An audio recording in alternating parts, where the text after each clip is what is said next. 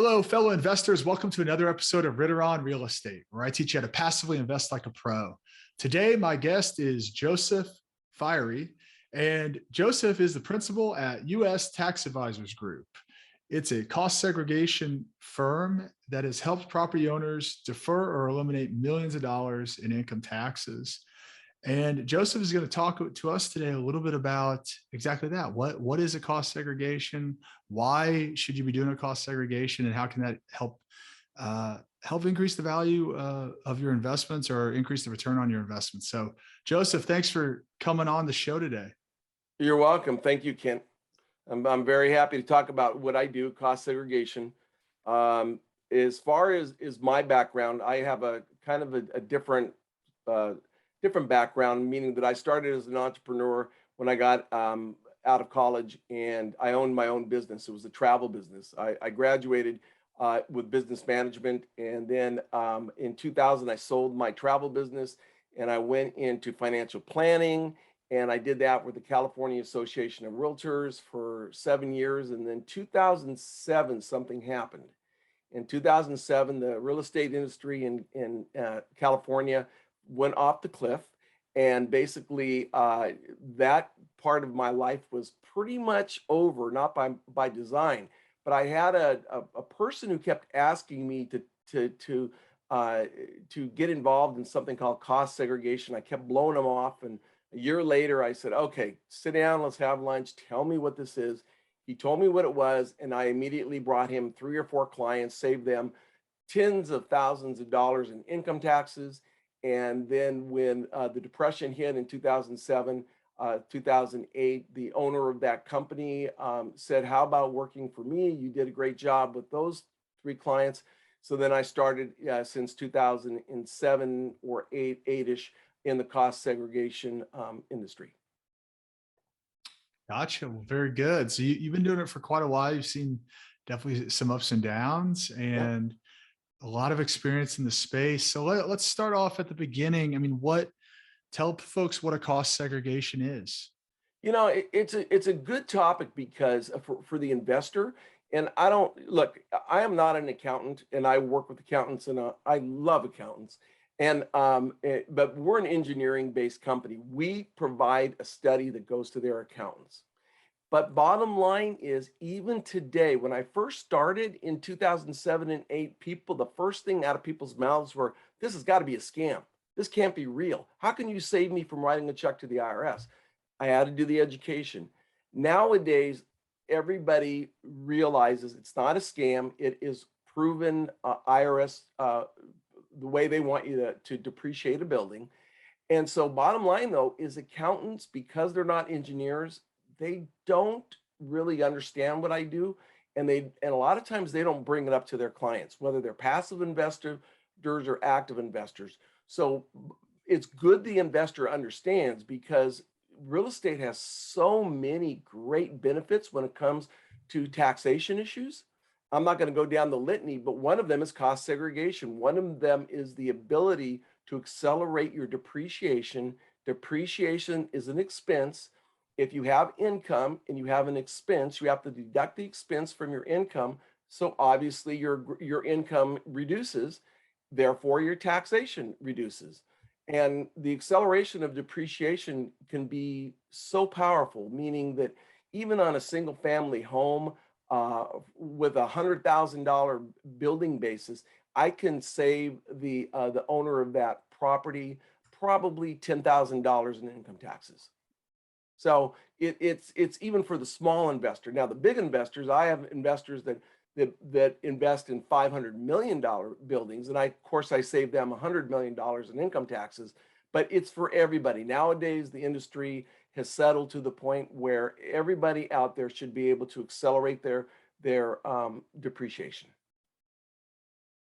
Gotcha. So obviously a huge benefit in accelerating depreciation, offsetting taxes. So I think everybody's ears should be perking up as a way to create value, or if you're investing with others, something that you're going to look for and make sure that depreciation is being returned back to you. But tell us in a little more detail, like, how does the cost segregation actually work? Okay, and this, I think I'm going to start by explaining. I get a question quite often because of my experience in the industry is like, well, how do I tell a good company from a bad company? How do you, what do you, okay, here's the question. Here's what you do. You ask them, okay, what do you base your studies on? There is only one answer, and the answer is the IRS in 2004 published a guideline called the Audit Technique Guidelines for Cost Segregation. That is my mantra. That is what we base our studies on because the IRS gave you a blueprint to everybody out there saying that if you want a quality study, you have to do this, this, this, this, and this. And it's a 200-page document. So bottom line is that's what we are all about. We are about following the Audit Technique Guidelines. And the number one type of study is a detailed engineering study. And that is performed by an engineer who does the calculations and the work. And it requires that we go out and we inspect the property. The IRS wants somebody out there with eyes on it, not making stuff up, and inspecting the property, measuring the property as all the components, both the accelerated components and the real components. And bottom line is that's what we do. Also listed in the acceptable techniques is one down the list called modeling or sampling. And we do a modeling technique for those who have buildings with basis of 500,000 or less.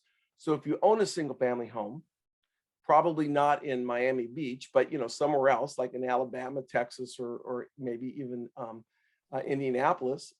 Bottom line is you can now do the accelerated technique. We use an analog study, which is done by Excel worksheet, done by our engineers. So it's still engineering based, but we don't need to go to the property. We do that all in-house. So that's affordable for everybody. Gotcha. So that's interesting. I think it's the first I've heard of a cheaper option on a cost seg. And so does that work for the house you're living in, or does it only work for investment properties? Good question, Kit. No, your primary residence is not a depreciable asset. You can't take depreciation on the primary. Any other type of real estate, and I don't care what type it is, it can be a ranch in Montana. It can be, it can be any type of property. And I've probably done every type of property out there. And so we can do modeling on any type of property. But one thing that to be careful of is we, meaning my engineers, set the limit at 500,000. We feel that if we go over 500,000 in building basis, our statistical analysis will break down and we won't be able to defend our work. And everything about U.S. Tax Advisors Group is defending our work. IRS has a question, you call me, we get on the phone with the IRS, we explain how we did the study, what we did. And I hate to say this, but because everybody out there says it, but since 2007, I have never had any of my work audited. And I'm talking thousands and thousands and thousands of buildings. I have no idea how many, but I've never had an audit. I've had questions, and the questions were not the result of my work, but the result of something the taxpayer did. So they were asking me questions like to try and figure out, okay, who's this cost segregation guy? Because this guy totally messed up his tax return. Maybe they messed up the cost seg. They sit down with my engineer and the questions are answered, and that's the end of that. Gotcha. So explain to folks in more detail, like, so when I sign up to do a cost seg, right, on one of my properties, what actually happens? Okay, what should happen is first, and this is a good overview if you're interviewing companies, you want to gather all the information you can ahead of time. I need to get appraisals. I need to get purchase contracts. I need to get, if I can get them, which is not common, but I love blueprints, plans, any documents that have to do with the building basis. One thing I should mention too is just a segue real quick, is that we're not land appraisers, so we don't value land. So that's got to come from the client. Land is not a depreciable asset either. I mentioned primary residences, no, and neither is land. So we've got to peel off land. So if you buy a single family home for 120 grand and 20,000 is allocated to land, I work with the 100,000. So bottom line is, after we collect the data, and this is now on the full detailed engineering study, then we have to go to the site and we have to spend hours measuring all of the components of the building. So let's talk about a multifamily building. So we go in and we have to measure the countertops. We have to measure the cabinets. We have to measure the flooring. We have to measure the window coverings. We have to measure all of the appliances. Not measure, but count the appliances. We have to, find out what's on the walls. Is it ceramic? Is there wallpaper? What kind of HVAC unit? What kind of security system? What kind of alarm systems? Fire alarms. And basically, once we gather all that information and we take photos to prove to the IRS, hey, Joe was out at this property and he measured everything, Mr. IRS agent, that ends most pushback from the IRS. If they know somebody did that part of it, I know a lot of competitors do what I call drive-by, and they get somebody with a camera and they drive by and take pictures.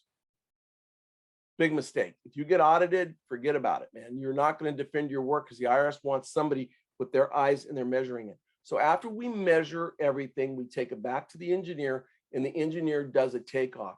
And one thing that's really important to understand, the buildings have two types of property.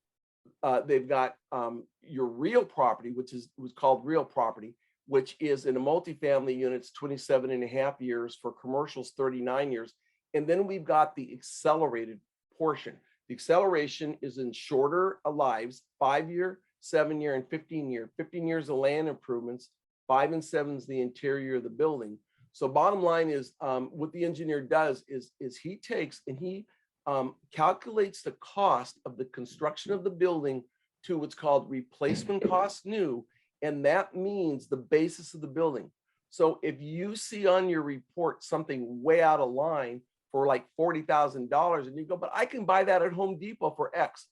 That's not how the engineer calculates what the value is. The value is tied in to that 2x4 as it relates to the building basis. And that's the trick. And that's why accountants can't do it. And that's why most building owners can't do it, because to understand how to pull apart the building, reverse engineer it takes expertise. Gotcha. And so take us to the end. So the study gets done. What do we get at the end, and why is that valuable? Okay, you get from us 3 different schedules, and it breaks out all of this data, and it lets the accountant know which parts of the building basis is going to be accelerated in 5, 7, and 15 years, and what part is going to stay in real property. So just think about it this way. Most of the building is real property. Obviously, walls, foundation, roofs, HVAC units, that's all going to be real property. That's going to be 27 and a half or 39-year property. The only part we're dealing with in the 20 to, I'll go way high, 40% of the building basis is what can be accelerated. And so bottom line is, we give the accountant this report in Excel so they can download it into their software, and it tells the accountant what they can accelerate. If it's a current year acquisition, meaning if somebody bought it in last year and they're filing 21 taxes, then they just take my report and file it with their accountant. If it's a look back study, and this is very important, we can go back about, I don't know exactly until I look at the property, we can go back about 15 years. And if you go back before 21, that's called the look back study. And so with look back studies, what we have to do is we have to do a calculation where we say, okay, this is how much depreciation you took, because you were taking depreciation straight line for 5 years. This is what we find in acceleration, and this is the amount you're going to be able to take on your next tax filing, and that's going to be for the 21 tax year. And so we give that to the accountant also. He has to file a form 3115, which is a change of accounting method form, which is pretty obvious. You started with straight line, now you're switching gears, and the IRS allows you to do this. In fact, it's really interesting. There's only one use of the change of accounting method form that's already grandfathered in by the IRS, and that's for cost segregation.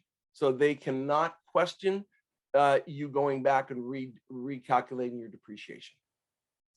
Gotcha. So even if you've owned the property for, let's say, 5 years in your example, you can go back and you can essentially accelerate the depreciation back as if you had done it in year one. Yes. And it is still going to be big. 5 years is not an issue. Where it gets to be an issue is 15 years down the road. That's where I have to do the calculations and say, look, and well, here's what we do. We give everybody a no cost analysis. And what I tell them, as I say, look, this is how much it's going to cost you. This is what you're going to save. Does that make sense to you? Do you want to do it? If they say, no, I'm not going to spend, I'll make up a number. I'm not going to spend $2,000 to save 5,000. That's not worth it for me. I don't argue that's their decision, but basically we give them all that information up front, and then it's up to them to decide if they want to move forward. But 15 years is about the farthest I feel that I could go back. I've gone back as far as 18, but 18 years when I went back was for a $40 million building. And so the numbers worked, but smaller buildings going back 18 years probably won't work. Gotcha. Yep. Gotcha. So you end up with a fully engineered study, which sounds like what that is somebody's gone out, they've measured the property, they know all the components, right? They've documented everything.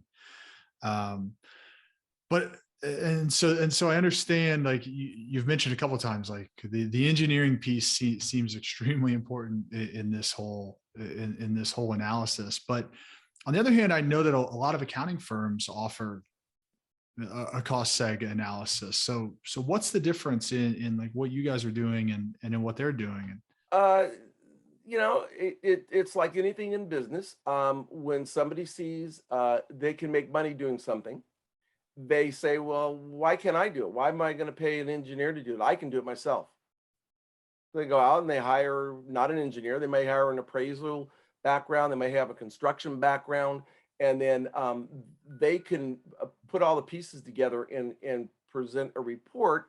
But obviously what you risk is if the IRS has a question and an appraiser answers the question or a construction guy answers the question, the IRS is going to know that right away, and it's probably not going to fly. It's not going to be a legitimate study. I don't police or care about what my competitors do, but I've seen it all. And that's one common technique. You get an accounting firm who basically really doesn't know, and they don't hire engineers because engineers are not inexpensive. A PE, a professional engineer, Google it and find out what their annual salary is. And so all we use is real engineers. And so bottom line is there are pretenders out there. There's people out there that tell you that they do this and this and this, and they don't. And all I can do is say vet them. Do your homework on the company. There's a lot of good ones out there. A lot of my competitors are great. Sure. So the difference in having an engineer, a fully engineered study, is you're not just getting, because like a typical depreciation analysis, you're going to get, okay, this percentage is the land, this percentage is the building, and then this percentage is improvements, right? And the breakdown in the cost seg, the level of detail below that is actually saying, okay, well, 15% improvements, but here's the list of what those are. Is that really that's the level of detail that really makes the difference? Yeah, I mean, I can pull up right now and show you one of our reports, which you can't see. This is a 16 page report, and this here has all of the, you can see that maybe it has all of the breakdowns on this building, if you can see it, of all the components that we looked at. And there are 16 pages of this. Mm-hmm. We're breaking down everything from doorknobs to, I mean, and I've seen some of my competitors' reports that are one page. Yeah. So it sounds like audit defensibility, because of the level of detail, is really the differentiator. Is that correct? Is that accurate? Okay, perfect. That's accurate. Yeah. Now, one sidebar I do have to this is getting to be important. I have a lot of questions on this. Is that with the Trump tax bill a couple of years ago, basically they came up with a concept called bonus depreciation, and what they said, how the rule reads, is any life of the building which is 20 years or less qualifies for bonus. Okay, So what does that mean to the average person? Not much, because they don't know what parts of their building are 20 years or less. But who does? I do, because that's what we break out. We break out the 15-year, the 5 and the 7-year. So bottom line is that value that we find in acceleration, now the IRS gives that write-off. So I remember the example I gave with a $100,000 single family home. I can peel off and find between 25 and 30,000 $1,000. They get that deduction all immediately as 100% bonus in the tax year that they file. After this year, it starts to phase out. Next year, it's not 100%, it's 75%. The following year goes down to 50%. The following year goes down to 25%. Is it critical? No, but it's really nice to get that 100% bonus up front. Sure. So this is the last year. We're 2022 now, Yep. where you can, no matter when you've owned the building, I mean, you said it's harder the longer you've owned it, but you can Yep. still go back and you can still get 100% of that 15-year and lower, those depreciable items Right. taken in 2022 taxes. Yeah, it's massive. I mean, I'm just talking about, and then look at it this way, passive versus active. There are passive rules. And somebody asked me, like, well, who would not do cost segregation? Well, I'll tell you, it's pretty simple, because the universe is small. People who don't pay income taxes do not need to do cost segregation. Now, you might laugh, and a lot of people do, but I mean, I don't get involved. There are a lot of people out there who don't. If you don't pay income taxes, you don't need Joe. So, and there's a lot of legitimate reasons why. But if you do pay income taxes, then I give you the type of depreciation as you are a real estate investor. So if you're passive, I give you passive losses. If you're active, I give you active losses. And I'm telling you that in my experience, a lot of passive investors still want my losses. There are different rules. You have to talk to your accountant. Like, for example, on each building, you can only take a max $25,000. Well, that's still a lot. So you take $25,000 and your losses follow you forward. So take 25 this year. If I found you 50,000, take 25 this year, 25 the next year. So Sure. passive investments is not a major issue, but it can be. And I tell the client, talk to your accountant. And if I say, I'm going to give you $25,000 in passive losses, have your accountant say, yes, sir, you can use those, or no, sir, you cannot use passive losses. And I will agree. Right. Right. And so even if you're an investor who's investing with somebody else, right, and you're investing with somebody who's running a deal and they do a cost segregation, I mean, it doesn't always happen, but typically that depreciation flows down to those investors, and those investors, as an investor, you save, well, you receive the expense, which offsets your income, just like everybody else, just like the person that's running the property. And so that's really where a lot of the value comes in, Yeah, is correct. being You able hit the to nail on the head. offset the income from your investment, especially during the hold period of the investment. And where when apply, and this is again obvious, is if you have like an insurance company who's investing money that's they're non-taxable, and there's a lot out there, you know, they don't need to do cost seg, because they're a non-taxable entity. They've got other tax breaks of the way they structured it. But most of those who are passive investors that invest with somebody else, they will feel the effects of cost segregation. So I would at least ask the principals, partners, to say, are you doing cost seg? If not, why not? Right. And if they have an answer, that's good. But a lot of times they just don't think to do it. Yeah, no, I think that's a fantastic question. And it's a tool in the toolkit, right? And I think it's a toolkit of a sophisticated investor to make sure you're taking advantage of all the ways to create value through your real estate, whether you're investing on your own or you're investing with other people's money. Yep. So I want to understand, and I want folks to understand, see, upfront, you do a cost seg, you get all this depreciation, it offsets a lot of your income. You're not paying taxes, you feel great. Then you go and you sell the property, or the person you're investing with sells the property. What happens at that point? I'm laughing because we're going down that road, huh? Okay, we're going to go down that road, but as you can tell, I talk fast, so I think I can cover it very, very simple. If you sell a building for cash, there is a component of the depreciation, which is called depreciation recapture. Think of it as a tax on all the depreciation you've taken over the years. However, there is a novelty with cost segregation that most accountants and very few investors realize.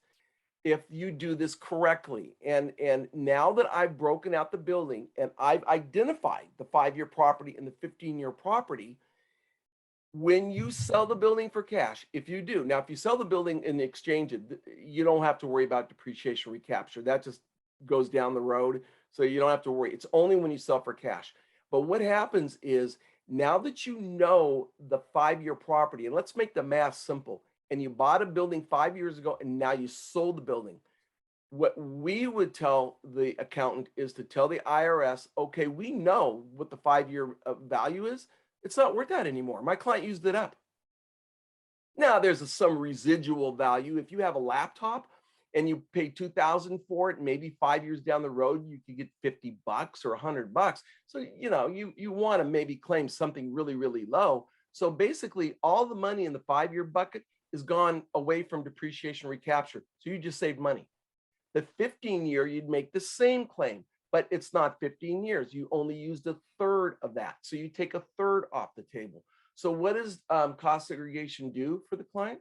It saves them on depreciation recapture. So it's not a bad thing. Now, here's one thing I will tell you. If my clients or prospective clients say that they're a flipper, or they're going to sell the building within 2 years, I would say, I know the math. Don't do it. Don't pay me to do it, because it's not worth doing for a flipper because of depreciation recapture. You need more time to do the structure that I said, the technique, and to show that to the IRS. But if you're only going to sell it, if you're going to sell it within 2 years, I would say don't bother.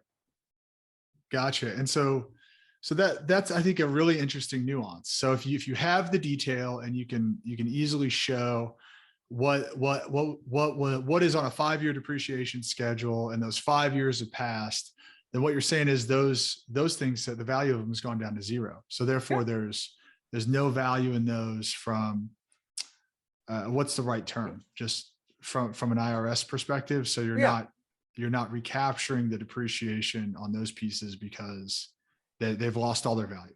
And very few accountants know this. I'm sharing with your audience something that very few accountants think about, realize, understand. They don't really get. And again, now, how would you set the remaining basis? Like I said, on a laptop, $50 or $100. Well, that's a different question. I'm not involved in that question, but I think it's pretty easy to find somebody that can probably give you the remaining basis of used up assets. Or you can come up with something legitimate. So I said 50 or 100. Well, maybe you tell the IRS 200, just to make it, a little bit better, but not $5,000. Say, look, my 5-year property is worth $200 now because it's the end of 5 years and I've used it up. Gotcha. Yeah. Well, that's a really unique nuance. That's important for people to understand. It is. Now, is it also true that if you've got, say, you've got on that depreciation schedule, I don't know, you've got carpet, let's say, and what does the carpet depreciate on? A 5-year schedule? 5-year. 5-year. So let's say you replace that carpet in 3 years. On that schedule, that carpet still has 2 years of life left, right? And is that true that you can what do you do essentially? Write off the rest of, how does that work? I know there's a component there. Kent, you're good. Okay, listeners, listen to this guy, follow him. Okay, so bottom line is, what happened in 2014 is the IRS came out with all of these rules regarding expensing, because they were tired of property owners misusing the expense. So they would do something to their building and they write it off. All right, I said, no. So they came up with rules. Part of the rule is, remember when I said everything's related to the building basis? That 2x4 is built in to the $100,000 you paid for that building. So bottom line is, I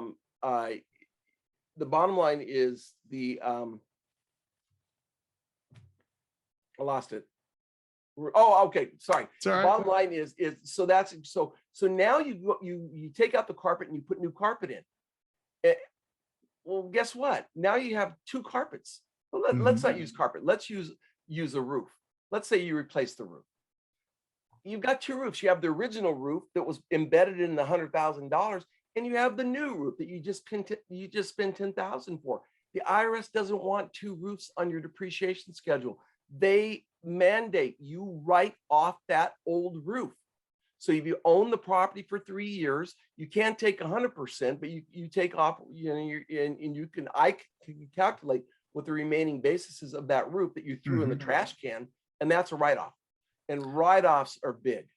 Yeah. So you can get an additional write-off for the remaining life of that roof because it didn't last as long as as the IRS says it would on its schedule, right? Yeah, and if you don't write it off, you've got two roofs on your schedule, and now are the IRS going to audit you for misusing that reg? No, but very few people understand that it's part of the regs. The IRS says you must write off that old roof. Yeah. Well, the reason I bring up these nuances is because I think a lot of people know what cost seg is kind of at a high level, but I don't think a lot of people know some of the nuances and some of the other ways that having an engineered study with that level of detail can add value. And so I showed you that report, 16 pages. Now you know what the value of that roof is. You don't need me. You can calculate. The only thing you're going to need to calculate is if you did the study in 2021, you throw away that roof in 25. Well, obviously you can't take those 3 years or whatever 4 years. You got to reduce the write-off value, but anybody can figure that out. It's pretty simple by just doing a little simple math. You don't need me for that, but you do need me to come up with what was the value of that roof when I bought the building. And anything you throw away has write-off value. I don't care what it is. Unless it's of course 5-year property and it's over 5 year, well, obviously there's nothing left. But if you have 27.5-year property like HVAC, roofs, walls, windows, all of that, anything you rip apart and throw in the trash, all has write-off value. Gotcha. So I just thought of something. I hadn't considered this before. Is there an opportunity if you were to, let's say you refinance a property, or you recapitalize a property in some way. Is there an opportunity to go and do another study or kind of refresh the depreciation? Well, and this is where a good real estate accountant is invaluable. The problem is I don't know the answer, but I have had clients do that. Yeah. I've had clients that they've restructured the ownership and they claim that they can take depreciation on the restructure. Yeah. I kind of don't think that will fly, but I would ask your accountant, if you get, now, as far as refinancing goes, no. And another thing that's important is we only deal with the acquisition. That's depreciation. Depreciation has nothing to do with the fair market value of the building. You bought the building for 120 grand, that's your depreciation. If it's worth 550 now, you can't get depreciation on 550. It's just the basis of the building based on what you paid for it. Exactly. Yeah. And that if makes you do sense. a 1031 exchange, that is a little tricky. It is tricky, but the answer is it's not going to end the topic. It's just a little bit more thought's got to go into it, because when you do a 1031 exchange and you're bringing money in from the relinquished property, that amount of the building basis, which you're bringing in from the property you sold, has to stay in that method. So if you use straight line for 27.5 years, I can't look at that. I have to deduct that from your basis and only do the excess building basis for the new building you bought. So sometimes that can be a problem, because I've seen before where people, sold the building for $1 million and they bought a building for $1 million. There's nothing left. I can't do anything. I can only deal with they sold the building for $1 million and they bought a new one for $2 million. Now I can deal with that extra $1 million. Yeah, no, that makes complete sense, Joseph. And yeah, I appreciate you explaining some of the finer nuances to us, maybe a little more detailed than you thought you were going to go. But but we've got some sophisticated listeners, and I want to make sure that they understand the details. And I think the other thing that you brought new to the table is the idea of doing a cost seg on a single family rental on a much lower value property, and being able to do a modeled study and still be able to take advantage of a lot of the same savings. So Yeah, and now we can't do a lot with the modeling, meaning we talked about dispositions and abandonment, and mhm, on that 16 pages I showed you, we measure the countertops, so we know exactly what the countertops value is. But when we model, we're not measuring countertops. We're doing everything from satellite or satellite software. And so mhm, bottom line is no one's in there measuring the countertops. So you cannot use a modeling report to calculate dispositions because it's just not there. We just do the modeling report to tell the IRS, okay, IRS, this building located in Indianapolis, 1,500 square feet, 3 bedroom, 3 bath. This is what you would expect in that zip code to find in 5-year and 15-year property. So it's mhm. just a high level report. What you're getting is accelerated depreciation, but you're not getting what you get in the full detailed. That's a lot more work. Gotcha. So, Gotcha. No, that's helpful. I think there's still probably the majority of the value in that increased depreciation up front. So still a lot of value there. Well, and great, also we Joseph. can do, well, real quick, we can do Yeah. cost seg on improvements. So in other words, I have a doctor. Doctors, well, I have another good one, a restaurant. Most restaurateurs don't own their buildings. They lease their buildings. But guess what the lease requires them to do? Build out the building, all the improvements, all the furniture fixtures, all of that stuff they have to pay for. So let's say there's the building owner, he owns the $1 million building, and the restaurateur spends $2 million on fixing the restaurant up. I can accelerate that $2 million for the restaurateur who owns those improvements and for the guy who owns the building. I don't look at the restaurant improvements, but I look at the core of the building, everything that he owns versus everything the restaurateur owns. So Mhm. improvements are big too. So it doesn't mean you have to own the property. If you paid for the improvements, you're a doctor, you built out your doctor's office, you can also accelerate those too. Oh, interesting. Yeah, I did not realize that. So there you go. You're bringing the value today. I know, I'm sorry. It's a lot. No, very good, Joseph. Listen, I appreciate you coming on. I appreciate you sharing cost seg with folks. I think the big takeaway for those that are, if you're an active real estate investor, it's definitely something that you need to be seeking out. It's a tool that you need to have in your toolbox, and you should be taking advantage of.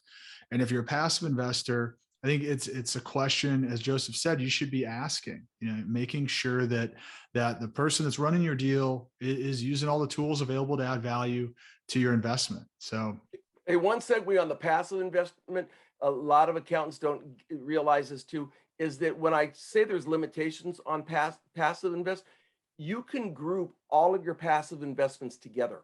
It's not like mhm, there's this one house or this. No, it's all of your passive investments. So if I generate $25,000 for you in losses and you can combine it with another business you own that's passive, you can do that. And a lot of accountants don't know that you can combine passive and use the passive losses against passive income.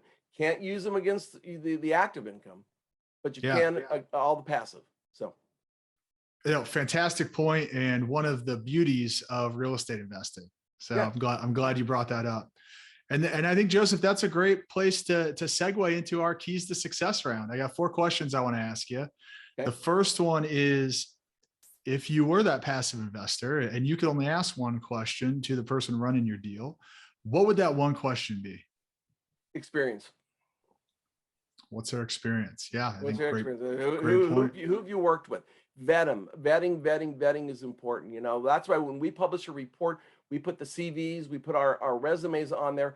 So we want the IRS to look and see who's Joe Viery, who's the engineer on board, and what is their background. And so I would do the same thing for investors. Find out who you're working with and make sure that if it is their first deal, make sure that it's their first deal. But hopefully you probably would work with somebody who might have more experience. So and a lot of people don't vet the person is what I see, and that's where they get hurt. Hmm. Yeah, no, I want to hit home that point, because we talk about it a lot on this show, that it really starts with the person. You're really investing with the person at the end of the day, and a bad deal sponsor can ruin a good deal, and a good deal sponsor can save a bad deal. Yep. Agreed. Very good. What are you most proud of in your career? I think I'm most proud of the fact that we were able to develop the modeling technique. It took years to develop it. Now we've been doing it for 5 years, but we started working on 10 years ago, and to develop it and to get something that is compliant to IRS questions and audit. And like I said, I could only name one or two others that do this. And they don't do it the way we do it. The way we do it, which is really cool, is we do all the work. I just need some basic information. The others that I've seen out there is that the client has to do all the work. They just go online and start filling stuff out and inputting. And it's like, oh man, that takes hours. But we do all the work. So I'm proud of that.